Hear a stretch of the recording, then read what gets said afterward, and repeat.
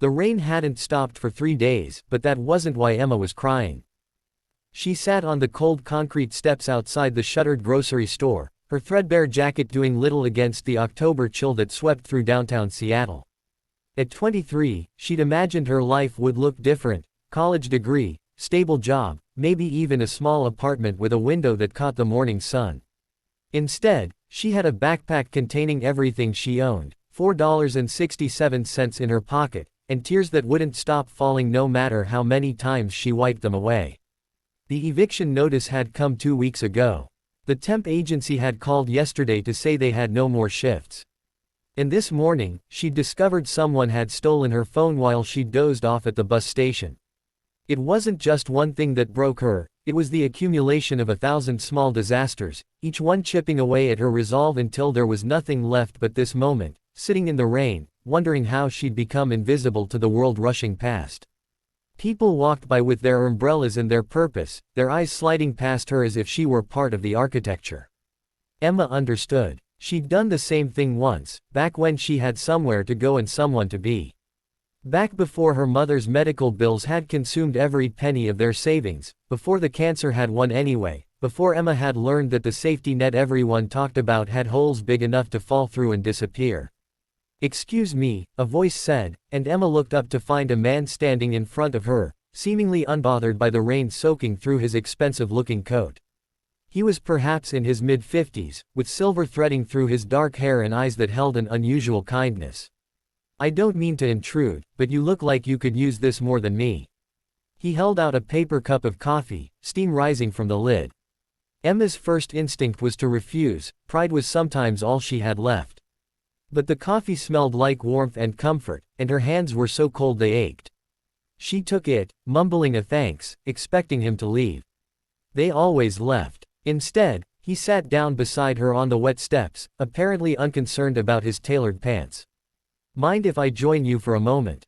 I find that the best perspective on the world comes from sitting still in it." Emma didn't respond, clutching the coffee like a lifeline. She kept her head down, hoping he wouldn't see her tears, though she knew her red-rimmed eyes had already betrayed her. "You know," he continued, his voice gentle, "I once sat on steps very similar to these. Different city, different rain, but the same feeling of being completely and utterly lost. I was 19, and I'd just failed out of my first year at college. I thought I'd disappointed everyone who'd ever believed in me." Despite herself, Emma glanced at him. He didn't look like someone who'd ever failed at anything. His watch alone probably cost more than she'd earned in the past 6 months. He noticed her look and smiled. "I know. Hard to imagine now. But that boy on those steps, he couldn't see any way forward. He couldn't imagine that 20 years later, he'd be running a company that employs 15,000 people. That he'd have children who loved him, a wife who believed in him, and more money than he'd ever need." "Then you don't understand," Emma said, her voice rough from disuse. "You got through it. Some of us don't." "You're right," he said, surprising her with his honesty. "I don't fully understand your specific pain. Everyone's struggle is their own.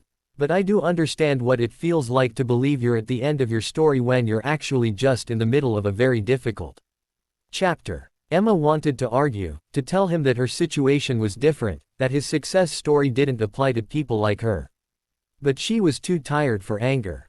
"What's your name?" he asked. "Emma." "Emma, I'm James. And I have an unusual request. Would you smile for me?" She stared at him, incredulous. "What?" "I know it sounds strange. But I've learned something over the years. Sometimes the act of smiling, even when we don't feel like it, can shift something inside us. It's like telling the universe you're not done yet. So, would you, just once, smile for me?" "I don't have anything to smile about," Emma said, but even as she spoke, something about the absurdity of the situation, sitting in the rain with a stranger who was asking her to smile, touched something long dormant inside her. The corner of her mouth twitched. "That's a start," James said warmly. "Now, I'm going to tell you something, and I need you to really hear me. What happens next in your life isn't about me giving you money, though I'm going to help you with that. It's about you remembering that you're someone worth investing in. Do you work hard?" Emma nodded. She'd always worked hard. Multiple jobs, night classes, caring for her mother, she'd never been afraid of hard work. "Are you honest?" Yes. Do you treat people with kindness? Emma thought about the last shelter she'd stayed at, how she'd spent her evenings reading to an elderly woman who couldn't see well anymore. I try to. Then you're exactly the kind of person my company needs. I own a software firm called Meridian Tech. We're always looking for people who are resilient, who understand struggle, who have empathy. I don't care that you're sitting on these steps right now.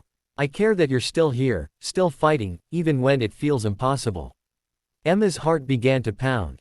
I don't have experience in tech. I was studying to be a teacher before I had to drop out. Perfect. We need someone in our HR department who understands people, who can help us build programs for employees facing hardship. I'm going to give you a card. Tomorrow, I want you to call this number. My assistant will set you up with temporary housing, a clothing allowance, and an interview for a real position, not charity, but a job you'll earn through your work. The question is, are you willing to show up? Emma's hands trembled as she took the card. She wanted to believe him, but trust felt dangerous. Why would you do this for a stranger? James stood, brushing rain from his coat. Because 30 years ago, a stranger did something similar for me. A woman saw me on those steps and offered me a job washing dishes at her restaurant. She didn't know me, but she said she recognized hunger when she saw it, not just for food, but for a chance.